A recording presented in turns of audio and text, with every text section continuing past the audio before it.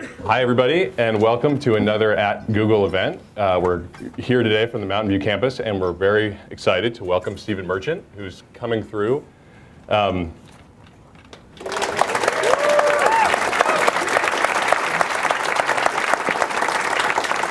That's just to prove we don't do laugh tracks. That was not as spontaneous as I was hoping for. It's like, we got, all right, I'm trying to eat. So Stephen is actually performing tonight. He's doing his stand-up routine, Hello Ladies, at Cobb's Comedy Club in San Francisco, and we were lucky to grab him on the way through. So I was just going to kind of ask some questions, but start with how's the tour going? You're on, this is the final, night, show. Right? Final show, yes. Well, I did about 3 months in the UK, and then I found out there was 72 fans of me in America. And so I decided to do some shows here. So I did some in New York and a couple in Los Angeles, and I'm doing this one in San Francisco. And so far they've gone very well. The American audience has been excellent. So 74 fans. 74 dynamite fans. Sometimes in the UK the audience can be a bit, even though they're fans, they can be a bit sort of, we had to come out, it was raining, this better be funny. Whereas in America, generally, I found people have been really up for it and just a really good atmosphere and everything. So yeah, it's been good fun. So yeah, this is the last show. And coming to the last show, I mean, I know in doing a little bit of reviewing some of your interviews and stuff that stand-up you've done before, and you kind of started that way. But now you had to kind of rediscover the muscle or how to exercise the stand-up muscle. So how are the muscles feeling at the end of the muscles tour? Are lean and tight. They're ready for a long distance. Yeah, well, I used to do stand-up when I first left university, and the audience was generally indifferent, completely indifferent, occasionally rising to annoyance or anger, And I did it on and off for a while, and then we started doing these TV shows, and we won awards and things, and there was no reason to carry on doing stand-up in small clubs. Why was I going to drive for 3 hours to amuse, 50 people? So, and then just recently I sort of had the urge to go back and start doing it again, and I think it's a little bit like I know, it's a bit like boxing, I imagine, once you've been out of the ring for a while, you've got to get back in and sort of, take some punches and get match fit and everything. And so I just worked the show in little clubs here and there, and then over time it sort of developed and expanded, and then I started touring around. So by the time I came to America, I was in pretty good shape, I hope.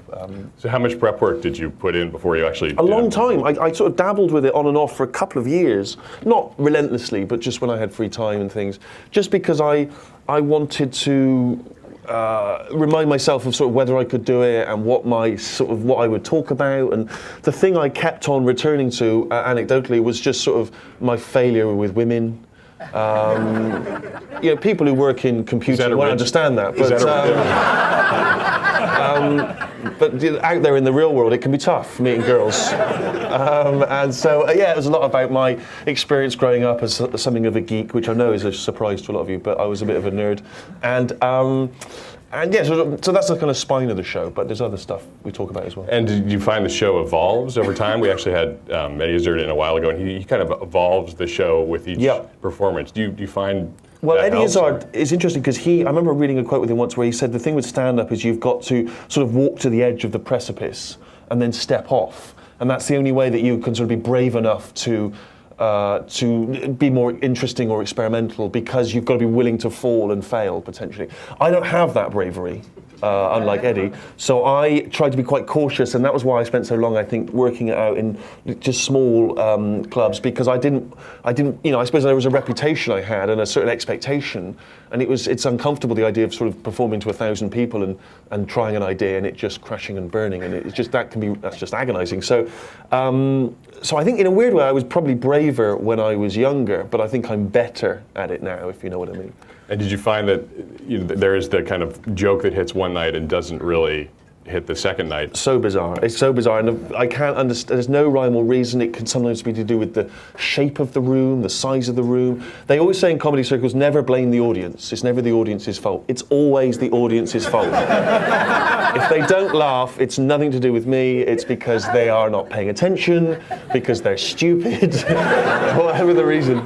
Well, you know your audience. Yeah, I know my audience. It's just, there's no rhyme or reason to it. It's just, sometimes the audience doesn't gel as an audience. You know, it's like there's little pockets of people, but they're not this one organism laughing and enjoying it. Other times, you know, they move as one, they think as one, they laugh as one, and it's a very strange experience. And are there parts of the act that you had worked on or done in the UK, and then when you came into the US, they had a profoundly different reaction, or stuff that really resonated? Well, I was concerned about that, and actually there's a comedian friend of mine who I actually sent the show to, a taping of the show, for him to look through, and sort of he pointed out all the references that wouldn't make sense and substitutions, and you know, just little things like, you know, we say paedophile, you say pedophile, you know, just little things like that, just to give you a flavour of the show. So how much of a break did you actually take from writing TV while doing this? Well, once I was on the road, I didn't do anything except do the show, really. I mean, it's just, you know, it's schlepping around, you know, journey after journey, and, you know, I thought it would be a lot more exciting on the road. I thought it would be a lot more glamorous. I thought there'd be a lot more groupies. What's a lot more as opposed to some groupies. But there wasn't disappointingly, and a lot of the groupies I have tend to be sort of middle-aged guys who work in tech support. No disrespect if there's any here, but yeah, not the kind of Playboy bunnies that I was expecting. So, but there we are. But yeah, look, just kind of touring it's just not as exciting as I thought. These endless hotel rooms, you get very bored of club sandwiches and those little bottles of shampoo. But does boredom kind of bring back the creative ideas about future shows? Well, it lets your mind wander into other areas, I suppose. So, you know, thinking about possible screenplays or TV shows and stuff. Yeah, but nothing solid. A lot of it was just sitting around in my underwear in hotel rooms, you know, just counting the hours until... Because when you know you've got to do a show in the evening, there's this kind of strange low hum of anxiety that builds all day. So sometimes it can be a bit hard to concentrate on anything else. You know?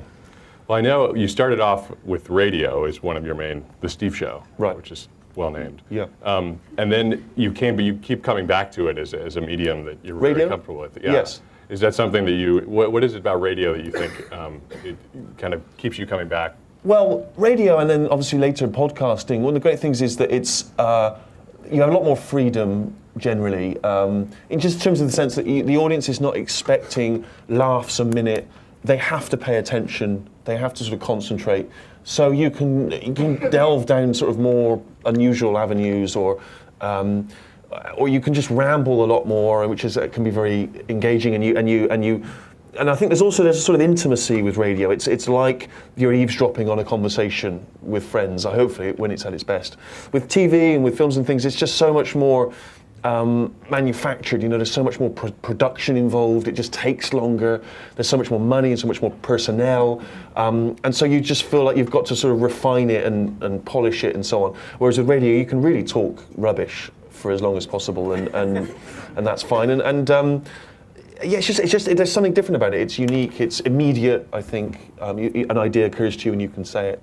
And is having that kind of diversity of maybe working on TV and then radio and then doing stand-up, it just keeps the ideas flowing? Because I've heard, talking to other comedians who do go down the TV route and they do a lot of it, it's kind of tough to stay fresh. They feel they need to push. It's not only that. I think it's also it's very insular TV. You know, we don't work with a live audience, so you just sort of, there's a danger of forgetting what it is that makes people laugh and how to make people laugh, and so going back out and doing stand-up, I think, has sort of reminded myself. I think hopefully it will feed back into the writing in a positive way. And I felt a bit like I was getting kind of slightly complacent, and that it was good to sort of, you know, to get out of your comfort zone, as they say, you know, often on you know, American Idol or whatever. And so, does having a partner help keep you out of your comfort zone? Is that one of the reasons you decided to a working partner? Yeah, go with a working partner. Yes, I know you're still working on the other. I don't have a love partner. A love partner. This is my partner in love. Yes, no, it's good. It's good working partner because you're constantly sort of bouncing ideas back and forth, and you suggest something and then he builds on it, and it can expand that way and stuff. But the good thing about stand-up is that the difference from that is that you're on your own. So you're working on your own, you know, on your own, and there's something challenging about that. It's exciting. You know, there's nowhere to run. You can't hide behind anyone or anything. So it forces you to sort of to take responsibility for yourself, if you like. And when you were first starting, saying, "Okay, I definitely want to do comedy," were you saying, "I want to be like, those guys, Dudley Moore, Peter Cook, the Pythons," or were you saying, "No, it's just going to be me"? Or no, I shamelessly ripped off various people, and I continue to do so. John Cleese was one of my first influences, and then later Woody Allen. And then my stand-up act is really, it's Woody Allen with a bit of Jack Benny and Bob Hope, but it's disguised with an English accent, so hopefully you won't realise. It's all shamelessly ripped off from other people. And you find you go back to a lot of those kind of heroes and rewatch their stuff? I tend not to so much now, partly because I'm worried I will literally just steal jokes and ideas. But I think what it is you respond to certain kind of comic traits. Like the thing that Woody Allen, what I found revolutionary when I first started listening to him was how sort of confessional it felt and how honest. And in fact, he felt like he was talking about adult problems, sex and love and death and all these other things, which I'd never sort of heard in comedy before. So I think that's why those people are important to you. I think is not just because you steal from them, but more that you feel sort of empowered. Oh well, someone's trodden a path that you can kind of follow them down. Yeah, I guess if you meet them, you don't really want to say, "I've really enjoyed stealing from you over the years." But no, although again, Woody Allen's always been very honest about who he's sort of lifted his persona from. So I've no shame in that. And also, I'm 6'7". John Cleese is very tall, and he was always very physical and used his body in a very comic way, which is something I do in the stand-up as well. And as you've performed more and more over time, you kind of when you started with The Office, you only, I think it was the second season where you actually had on, and then with extras with Darren Lam and taking on more of a central role, performing in that kind of comfort zone. And was that just performing in general? I realised after the Office that I'd missed a trick. Because Ricky was getting paid 3 times as a writer, director, and an actor. I was only being paid twice. Plus, he was also getting sent a lot of free stuff.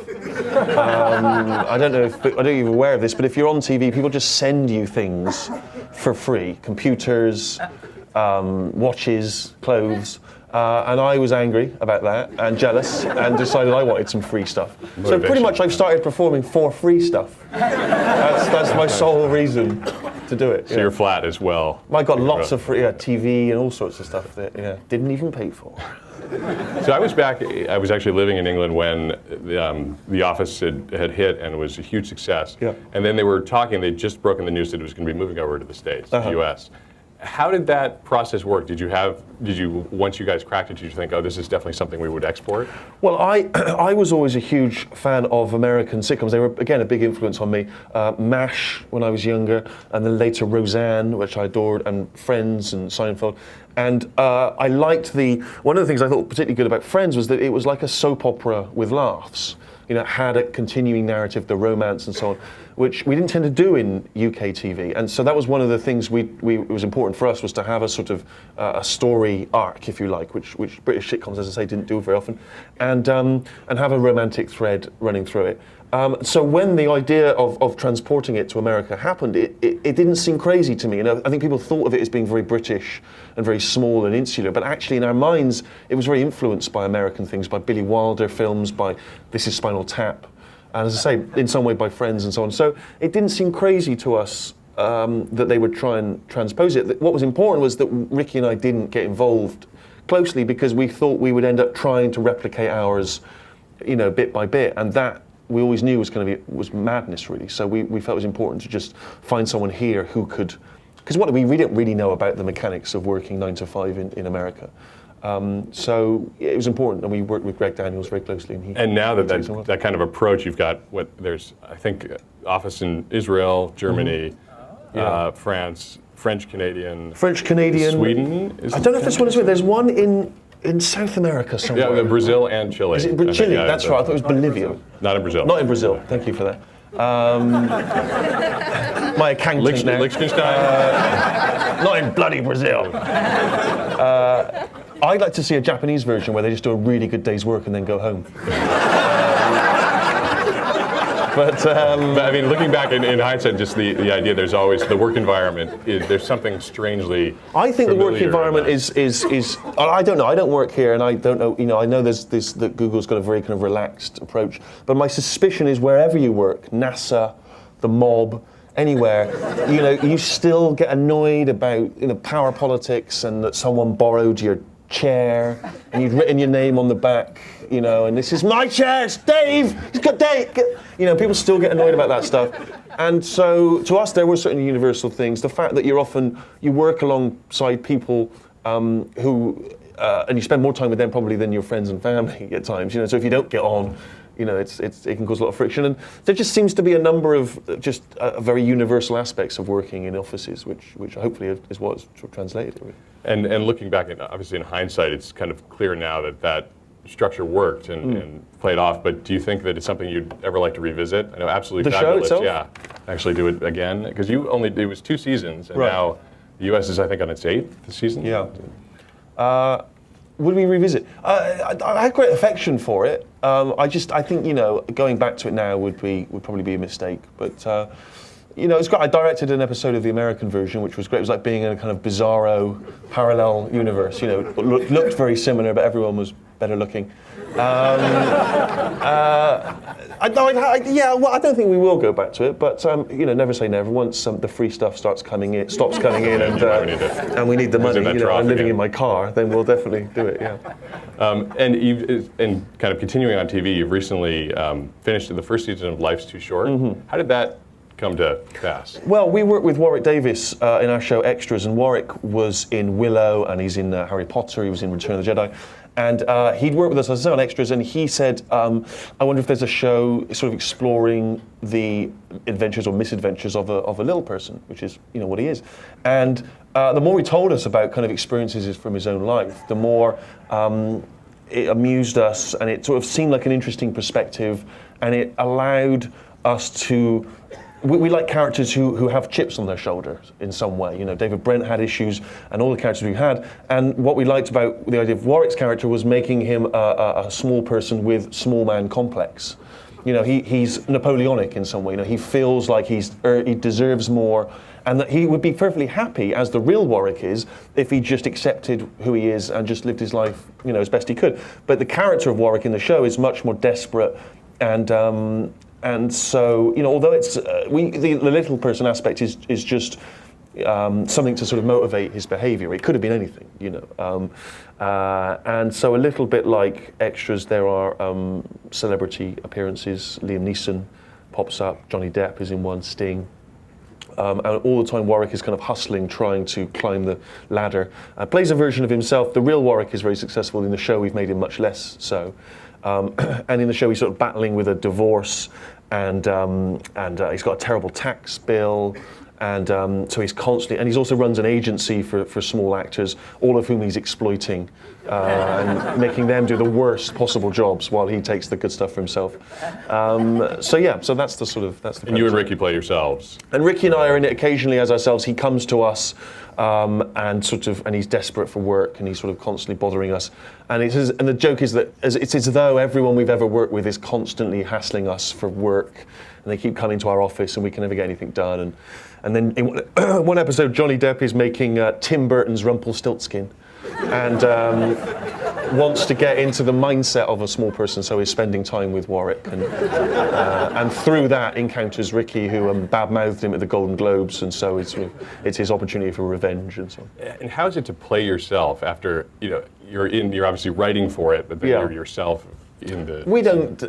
It's not hard.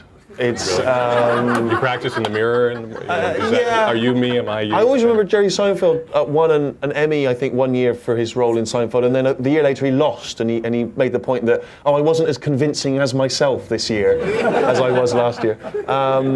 It's Ricky and I just sit there, and there's a lot of improvising, and it's not difficult. Most of the time in the scenes I'm just texting or not paying attention. Ordering free stuff. Yeah, exactly. Well, I wanted to open up some questions in a sec, so if folks want to go over to the mic. You've also built up a lot of experience in voiceover now, both in animated as well as in video games with Wheatley. How did that, when they originally called you and said, hey, video game, want to try it? Were you Well, were you a gamer? Were you I was a indie big video gamer when I was younger, and then when I got a life, I stopped. And no, I just stopped. I just stopped playing because I didn't have the time as much to play, and I was never very good, so it would take me months to finish a game. And so I didn't really know what was happening in the video game world, and then they contacted me, and I just thought that would be interesting, a different thing to do, and then when I mentioned it to people, people got very excited that Portal 2, they'd obviously heard a lot about the first one, they played it, they loved it. So then I started feeling this tremendous responsibility of this weight of expectation. And I worked really hard on that. I thought I'd just swan in, do a kind of half-arsed voiceover, take the money. And I was in this booth for hours, shouting down imaginary corridors. And then, of course, what I didn't realize is with a video game, every possible option that you could play, you've got to cover. So if some idiot goes down the wrong corridor and doesn't know how to get out of it, you've got to have things for them. And it went on and on, just every option. And I was thinking, anyway, so eventually we did I did four-hour sessions or something. And then, it seemed to be really popular. And they let me improvise, but they were very good, the guys at Valve. And it turned out to be really good. Be great. And have you started actually playing? They told me they send a free copy. They didn't. They haven't sent one. I'm not going to buy money for it. I'm not going to spend money on a game that I was involved with. So I haven't played it. I don't know. Yeah. And the name Wheatley, have you come to own that? I'm amazed by how many people, particularly, a lot of the people who wait for me outside the stage door and things have pictures of Wheatley they've drawn, or they've made models of Wheatley and stuff, which is crazy. Amazing. But I know, pathetic. I mean, sorry, no, beautiful. No, seriously, great. It's amazing. I think I didn't realise how much people engage with video games. It sort of, in the same way that you do with any TV show or a film that they respond to, people respond to video games, if they're good, in the same way. So it revolutionised. I just was amazed. I dumbfounded. So, yeah. Why don't we turn over some questions from? Hi, thanks for coming out. In a recent interview with, I think it was Dinner Party Download, you admitted that you've never seen any of the Rocky movies. The Rocky movies? No, I've never seen any of the Rocky movies. And no. They kind of gave you a hard time about that. Right. Can't believe you haven't seen the movie. So I was wondering if you have an equivalent British movie or show that would elicit the same reaction from you, like I can believe. Oh, if someone said they hadn't seen it? Well, I'm constant. I mean, it never surprises me the people people aren't aware of great British TV and films and so on. What would be the one that I would be surprised by? I guess something like I'm Alan Partridge or Fawlty Towers. That was baffling to me. It's just because they're just such a phenomenon. The weirdest one is there's a double act that were huge in Britain in the 70s called Morecambe and Wise, who were the biggest thing on British television, and they still are legends now. They used to get sort of 18 million viewers at Christmas. Their Christmas special was the most hotly anticipated thing every year. And no one over here generally knows them. And again, I have shamelessly stolen from their act, knowing that no one over here knows anything about it. So whenever I do a film role here, I'm just ripping those guys off, safe in the knowledge no one knows. So. Yeah, thank you for coming. Thank you. I have to confess, I did bring my copy of Portal 2. Not a problem. So I hope that's not too sad or pathetic. Don't worry. Great, sure. But I think among all major or kind of well-known British comedians, I think you're probably the last person who hasn't been on Doctor Who yet. Right. And has Stephen Moffat rather contacted you at all? I've had no contact for Doctor Who. We did an episode of Extras where we mocked the way that comedians will pop up in Doctor Who as a monster. We had Ricky in a kind of bad prosthetic, and the guy playing Doctor Who at the time, David Tennant, throws salt in his eyes because he's like a giant slug, and he throws salt in his eyes, ah! And so maybe we upset the people at Doctor Who with that, and neither he or I have had any calls from them. So who knows? I'd rather play Doctor Who. I'd rather do that. I think I quite like because basically it's Sherlock Holmes in space, isn't it? And I've always quite liked the idea of doing Sherlock Holmes as well. I was also angling for the role of Q in the James Bond films, but they gave that to some good-looking young bloke, which annoyed me. But come on, Bond, pay attention. It'd have been brilliant. Amazing. I think you got the part. Thank you. Hate to say it, but I'm yet another one of the Portal 2 fans. Sure. And, I hope you're not offended, but I actually had not heard of you before Okay. Portal 2 came out. But what I'm wondering is about, of course, you were known for The Office and stuff before Yep. you actually did that. And of course, now you have a different set of fans Yes. because of Portal 2. The question is, did you notice anything change in like the how how those sets of fans acted differently towards you?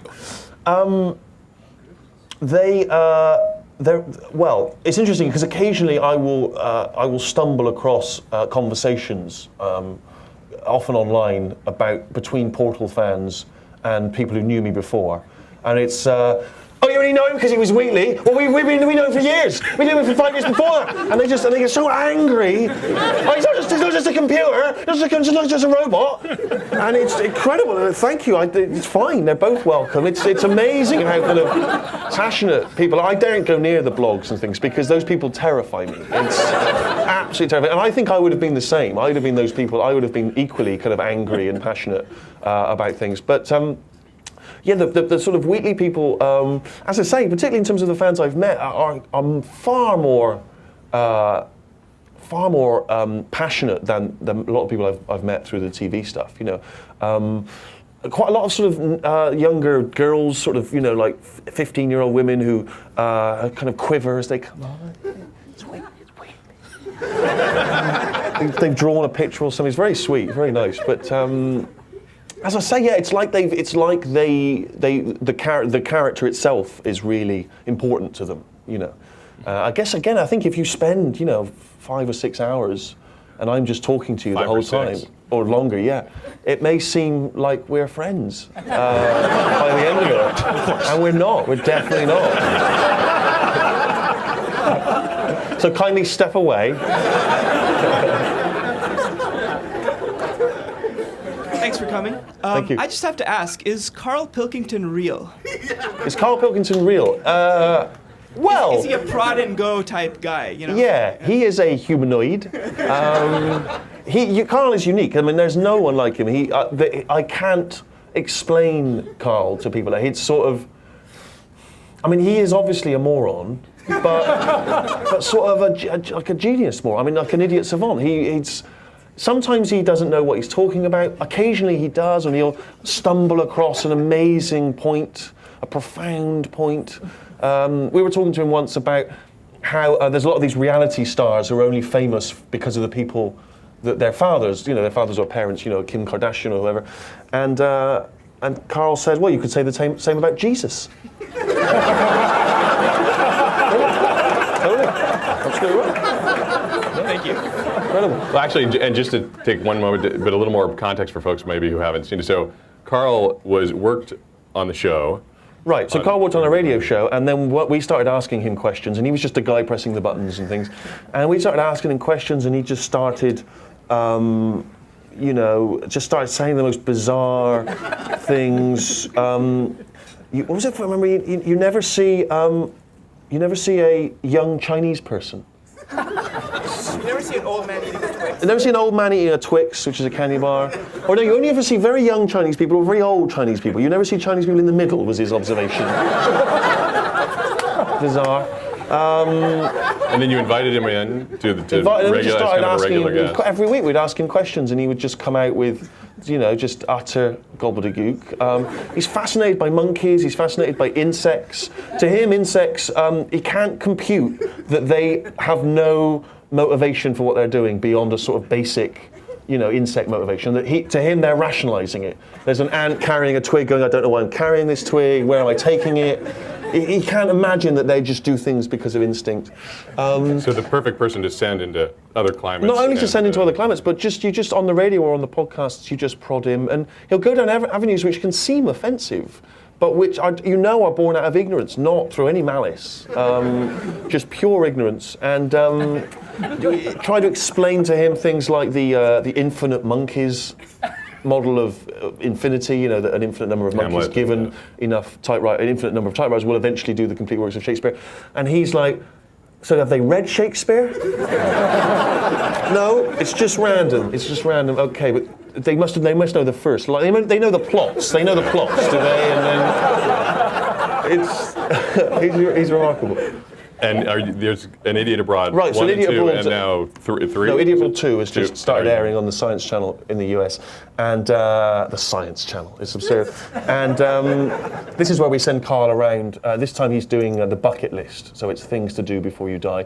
And he chose the list, but obviously when he shows up, it's not quite the things he thought. So he thought he'd be swimming with dolphins, he's swimming with sharks, and that sort of thing, routine mischief.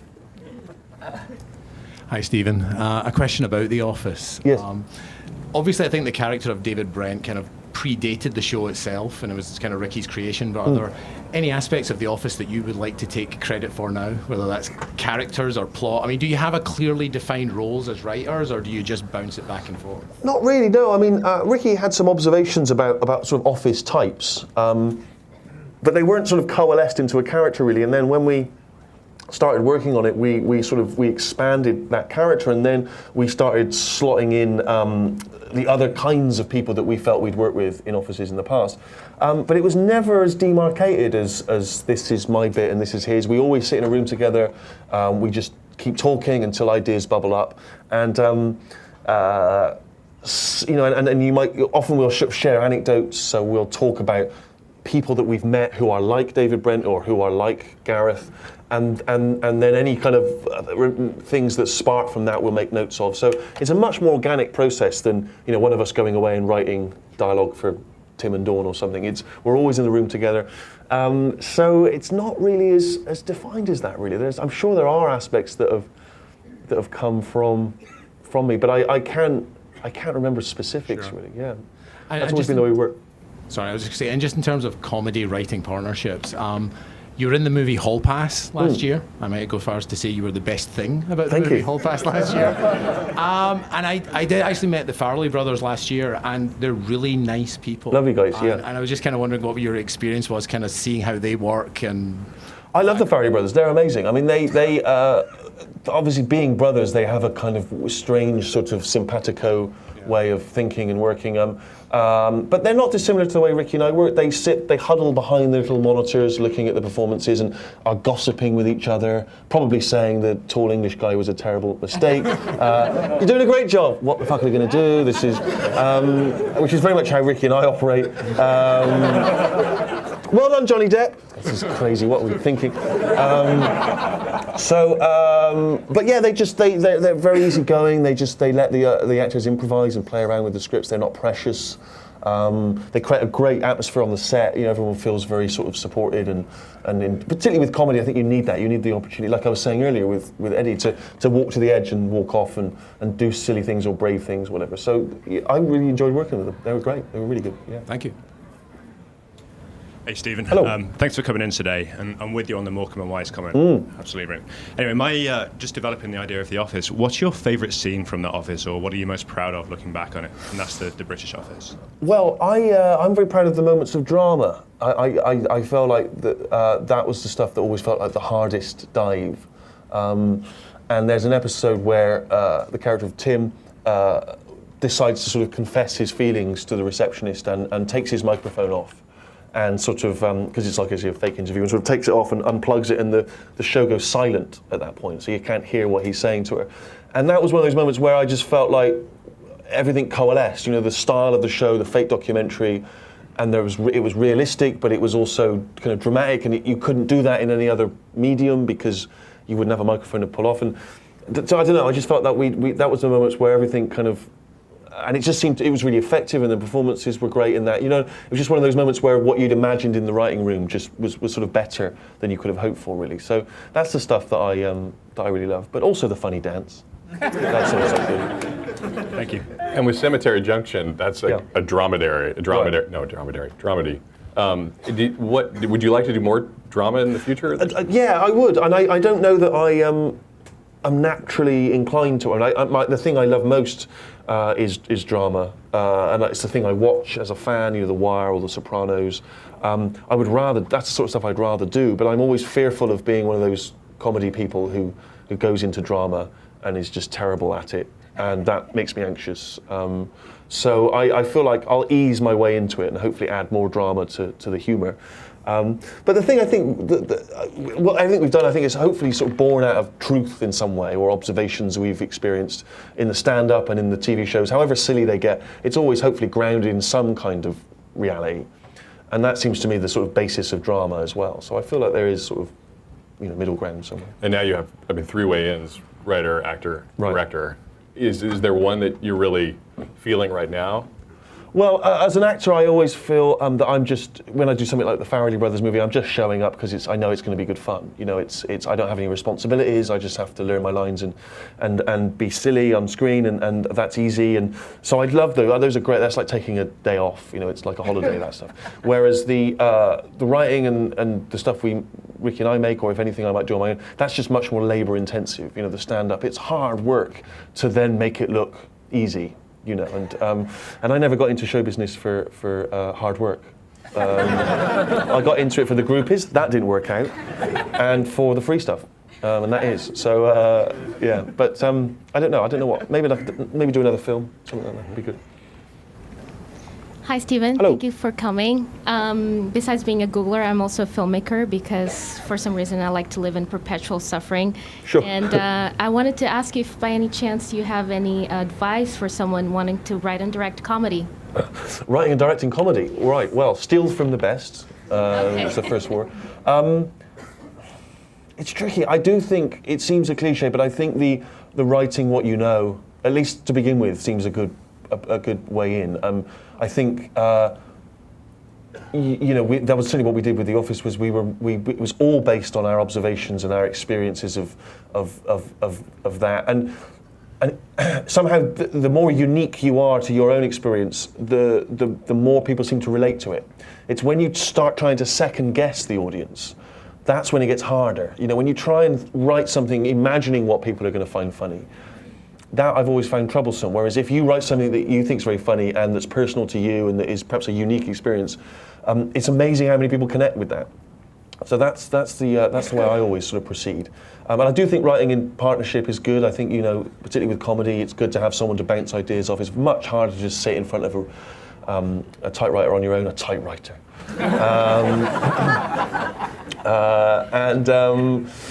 And also, I think having it read out loud. The sooner you can have people read it, perhaps in a room like this, or in front of people, the sooner you'll realise what isn't funny and what is, and how hard it is. But that's the best I can offer, really.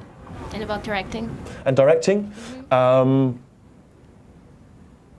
point the camera in the right direction. Just make sure it's on the faces, unless it should be on something else. Again, I think keep it simple. There's no need. I personally, I'm a fan of people like Billy Wilder, who were never terribly flash in the way they shot things. They just tried to. They were all about the performances and making them as effective as possible. Because in the end, telling the story is the most important thing. That's what people engage with. You can show off all you like with crane shots and tracking shots and shooting from behind a fireplace, and people can applaud, but it's not necessarily engaging or useful to the story. So. I think so. Keep it simple. Were you surprised at how much hard work, just writing entertainment world it was? Yeah, it's crazy. It's terrible. It's really hard work, but it's not as hard as doing Portal 2. That is the hardest thing. It's just shouting, and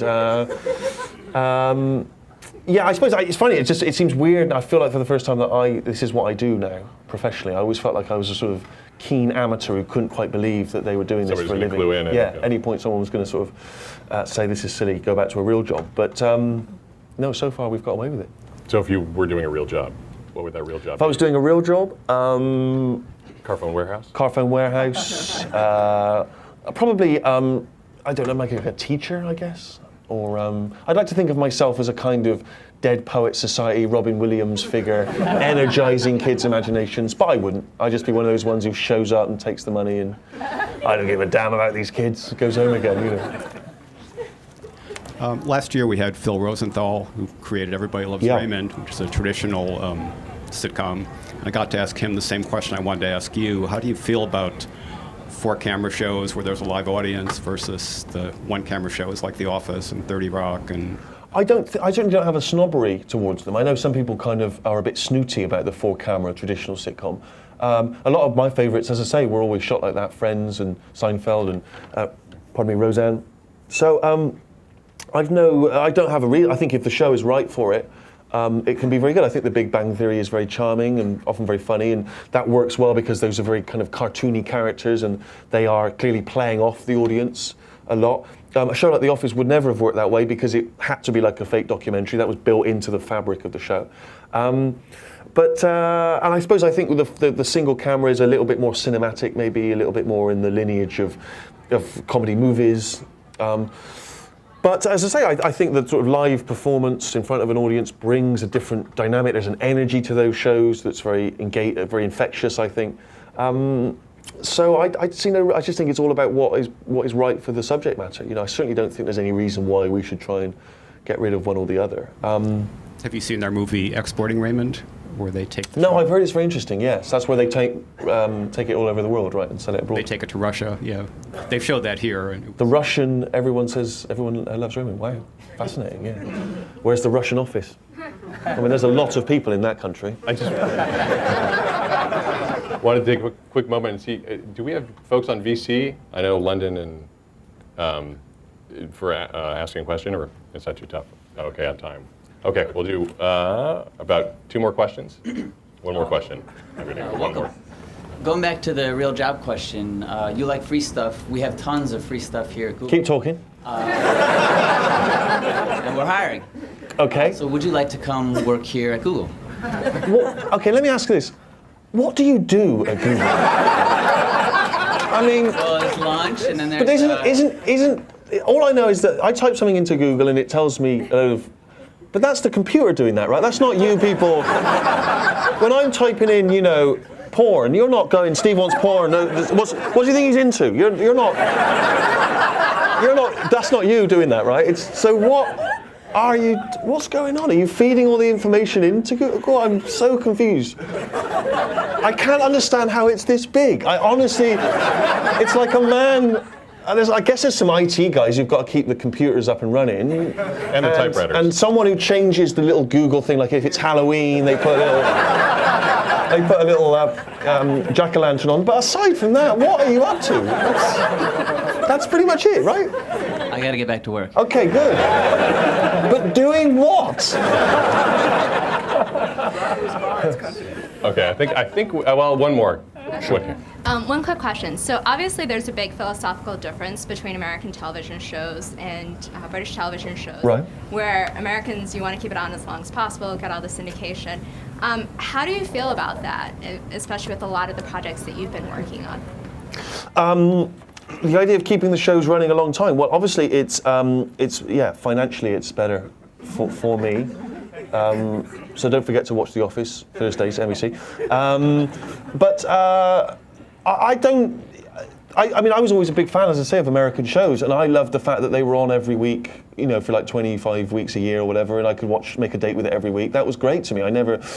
Obviously creatively, there's a point at which you're probably going to run out of steam, but they rejuvenate the show by bringing in new writers and so on. And in the end, I think what makes it suffer is that the actors grow weary and they want to move on and do other stuff. And I remember towards the end of Roseanne where John Goodman was clearly doing more and more films. So every week it'd be like, "Where's Dad? He's away doing some work out of town." I think it can be disappointing from a viewer's point of view. But I don't sort of see it kind of. It obviously makes more sense to be able to wrap it up nicely and conclude it. But I think, for instance, the last series of Friends, I thought they found a new energy and sort of rejuvenated the show, and and I thought the ending was really beautifully done. And the last episode of MASH is still fantastic. So I don't think like just the theory of it is wrong. I just think it's hard to execute well. Well, I think unfortunately that's all we have time for today. But actually, one last question. So what's next? Just putting my feet up, I think, really. I just feel very tired. I'm going to maybe hopefully spend some more time in the States because I find it very nice here. I like it.